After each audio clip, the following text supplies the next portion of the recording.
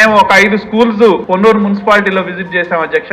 28 లక్షల రూపాయలు పేర్ల కోసం పెట్టి ఆ 28 లక్షల రూపాయలు పనులు చేయకుండా డబ్బులు డ్రా చేయడం జరిగింది. పేరెంట్స్ కమిటీ అని చెప్తారు, హెడ్ మాస్టర్ ను బాధ్యులను చేస్తారు. వీళ్ళని పెట్టి వాళ్ళకు కావాల్సిన వైకాపా నాయకులు రాష్ట్రంలో పెద్ద నాయకులు దోసుకుంటే పట్టణంలో గాని మండలాల్లో గాని అక్కడున్న వైకాపా నాయకులు స్కూళ్లు పంచుకొని ఇష్టారాజ్యంగా పనులు చేయకుండా డబ్బులు డ్రా చేశారు. అసలు గ్రనైట్ ఎవరు అడిగారు? స్కూల్స్ లో ఆ నాపరాయి ఫ్లోరింగ్ లన్నీ తీసేసి గ్రనైట్ రాయి కొనాలని చెప్పి ఆ గ్రనైట్ రాయిని మార్కెట్ కంటే ఎక్కువ ధరకి కొని అవసరం లేకపోయినా కూడా బాగున్న ఫ్లోరింగ్ తీసేసి గ్రనైట్ రాయి వేశారు. అలాగే ఇసుక అధ్యక్ష, ఇదో పెద్ద దోపిడీ. గవర్నమెంట్ పనులకి ఇసుక ఉచితం అని చెప్పి వాటిని తోలినట్టు చూపెట్టి ఎవరైతే ఇసుక కాంట్రాక్టర్లు ఉన్నారో వాళ్ళకి ఇక్కడ ఎక్కువ బిల్లులు చూపెట్టి మినహాయింపునిచ్చారు. స్కూల్ బిల్డింగ్స్ కూడా ఇప్పుడు ఆగిపోయినాయి అధ్యక్ష. ఏం చేయాలో అర్థం కావట్లేదు. వాటి సగం కట్టారు, డబ్బులు డ్రా చేశారు, నాయకులు డబ్బులు తీసుకొని వెళ్ళారు. అవి ప్లీజ్ లైక్, షేర్, సబ్స్క్రైబ్.